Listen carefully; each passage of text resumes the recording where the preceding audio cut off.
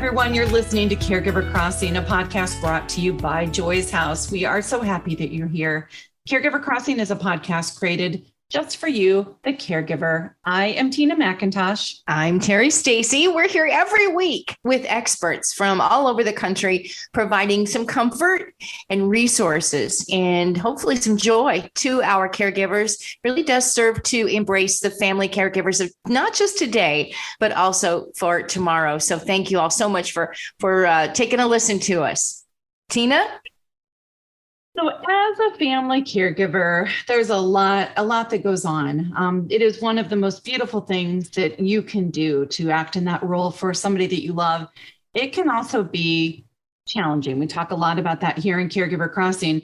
One of the things that we don't talk about all the time is it can also be really difficult to imagine life after caregiving. And so the care of a loved one, someone that you're caring for, becomes so central in your life and in your identity that the change to life after caregiving role is done. It's about transition and about transformation. And it's something that we are here to talk about today. And so we're joined by our former Joy's House caregiver, somebody who is part of the Joy's House family forever, a dear friend of mine. And her name is Jane Bentley. Jane, so glad you're here. Thank you, Tina. I'm glad to be here.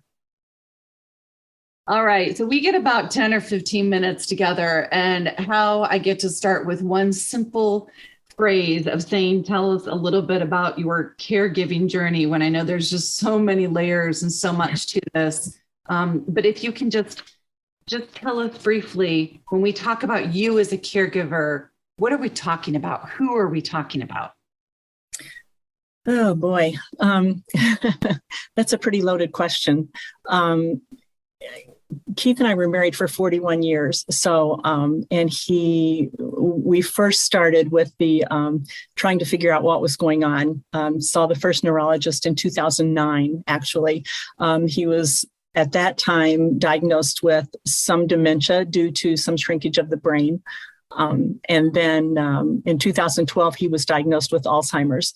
So, and as you know, struggled for a couple of years before I realized there was no way he could stay here while I was still working full time. And he was a young man. I think it's fair for us to say too, he was a young, healthy man. Right? Yes, he was actually 64. When he was diagnosed. So yes, relatively young, very, very active, owned his own business, was very super much handsome. Got to throw super handsome in there, Jane. I'll let you do that, Tina. I could see him puffing his chest out right now as you say that. I have a visual in my head. But at any rate, that's when we came to Joy's house, and he was there for a little over 3 years before I knew that I couldn't do it at all anymore at home. It was just too dangerous. He was walking out of the house, and found him one time coming out of the neighbor's house because he just thought it would be nice if he introduced himself. We had lived next door to them for 30 plus years. So, just little things that became very upsetting and very stressful. And it was obvious that it was not a good situation. It was too dangerous. I could not keep him safe at home anymore. So he went to a memory care facility in September of 2017 and was there for 2 years. He passed away on October 26, 2019. So I had some time to make that transition from being a full-time caregiver. My Alzheimer's support group put it very well to me. When I decided I couldn't do it anymore and he needed to go to memory care, that's when I kind of stopped being a caregiver and went back to being a wife, because they were doing the caregiving and I was doing the visiting. And I would help feed him and things like that, but not anything like having someone with you 24 hours a day. So when he did pass, It might have been a little different for me than some people who have gone through this journey, because I had 2 years by myself at home, where I wasn't having to do the caregiving, but just, being that visitor and checking up on him and that sort of thing. So it was a little more of an ease into complete life after caregiving, put it that way, I guess. Yeah. You know what, the one meeting, the 2 meetings that I've had with him, it was always involving music. And it's amazing how our brains can forget so much, but with music, it's as if, there's no loss of memory at all. And that's what I remember about your husband, is playing a beautiful song for Tina and I during a visit, during one of our shows, Caregiver Crossing. So today, he's been gone now for about 2.5 years. So today, what is life like for you? Wow. It's much different, obviously. I can't complain. I have a very good life. I am very blessed. The friends who were there for me during his illness are still there for me following his passing. And that has just been a huge blessing in my life, such a big help. The other thing was, once he went into memory care and I had the time to kind of think about, okay, what's this going to be like after, who am I at this point? You kind of lose your own recognition as that person you were before all of this started happening, because you become that full-time caregiver. And so you don't have time to really think about much else. But that's when I joined St. Luke's United Methodist Church, not to put a plug in, but oh my goodness.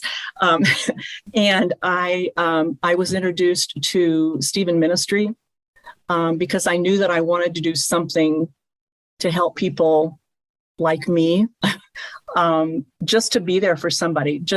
And that's basically what Stephen Ministry is for people to have someone to talk to and kind of walk that journey with them. And so I got involved in that, and that really gave me a sense of purpose outside of caregiving and Alzheimer's. So I've continued with that, and that's just been such a joy for me. Not only the people at church itself, but the people that I've met through Stephen Ministry and the caregivers that I've had, or care receivers, I should say, that I've had. So that's been a blessing. This morning, for the first time, my earth angels, Tina knows them, John and Lynn Brennan, invited me to go with them to Second Helpings. And so we went to Second Helpings this morning, where Lynn and I chopped up 137 pounds of pork, because that's very important to know that amount. But what an experience that was. And I know in my heart that I want to go back, because to see that whole operation and to know what they're doing, and, helping so many people and feeding the hungry and all that. And so I'm trying to do more of that, because that gives me a real sense of purpose and feeling like I'm still doing something that's worthwhile. We are launching this year. You and I have talked a little bit about this, but a doula program, end of life doula program. In a lot of the studies that I'm doing, it's all about purpose. I mean, that's what we all want in life. And it doesn't matter if we are taking our last breath in this life, or if we are young, or anywhere on this journey. It is all about purpose. And so I think that's a lot about the caregiving role too. And I have a question for you, because in this line of business that I've been in for over 2 decades now, the word caregiver is talked about all the time. I mean, in your life, you were filling the role with Keith of the wife of 41 years. You were walking the journey that you had committed in front of God as his wife. How did the word caregiver hit you over the years? I mean, did you understand it? Were there times when it made you angry that you were like, fuck off, I'm not a caregiver, I'm his wife? I mean, did it just depend on the day? Yeah, I don't know that it made me angry as much as it made me sad that that's not what I wanted to be. I didn't want to be the caregiver. I wanted to be the wife. I didn't want that role. I mean, who does really? I mean, sure, you want to help people, but when it's your husband and someone that you've known and loved for 41 years, changing that role from being that wife to being a caregiver, because as you know, Tina, there were times when he actually accused me of trying to poison him, was able to call his neurologist and tell the neurologist nurse that I was trying to poison him. Going from that one day to the next day saying, I have a great idea. Let's get married. And so it was one extreme to the other. And that was, that just threw me into a tailspin, because how do you even answer that? Because I knew that the next day he wouldn't remember, and he didn't. And he asked me almost every day towards the end if we could get married. So I just would always say, you know what, we already are married, and I'm so glad that you would still ask me again and want me to be your wife again. And then he would just smile. But I much prefer that role than being the caregiver. It never made me angry, because I thought, how many caregivers have there been before me? And I didn't hear anybody kicking and screaming saying, I hate this. I hate this. I can say it inside, I hate it, but that doesn't mean, that I wouldn't do it or I wouldn't trade it.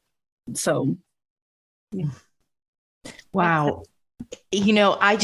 Before we let you go, and you've given us so much good information for those that are in the situation that you were in as a caregiver, where you are. But is there any last words that you'd like to say to anyone, to any of our caregivers that are listening right now that are actually going through this transition?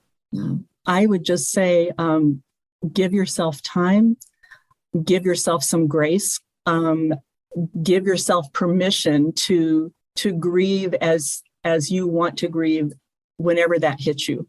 There are grief ambushes, as we like to say, that happen when you least expect it. You don't know what triggered that response or that feeling in you, but you just need to accept that. I would say for myself, I accept that and I deal with it. And I try to look forward. I try to look to tomorrow and what tomorrow is going to bring, and just be thankful for what I have. You say that word graceful, and that's when I think of you, that's the words that comes to mind always. And I know you have the moments when you are probably less than graceful, because we're human.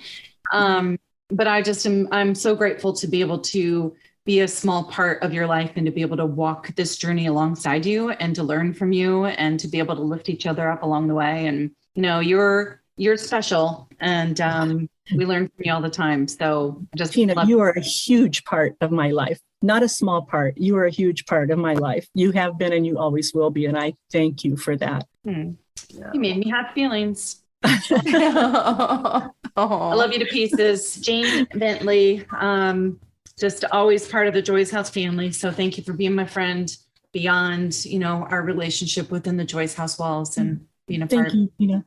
Thank you. Love you. Oh, well, as we close the show, we just want to remind our listeners that you can contact Tina as well, Tina McIntosh, for more information and resources to help you through the journey of caregiving. And you can do that by just sending her an email at tina@joycehouse.org. We appreciate all of you so much. Tina, you want to mention some sponsors today? I do. I want to mention AARP, because I just got my membership card in the mail. And a girl. And so we are so grateful to AARP, a big sponsor of Caregiver Crossing and Joyce House in general. And they are leading a revolution in the way people view and live life after the age of 50. And so we love that they're working to empower people to choose how they live as they age. And so we will see you here next week on Caregiver Crossing. Until next time, take good care of each other. See you next week.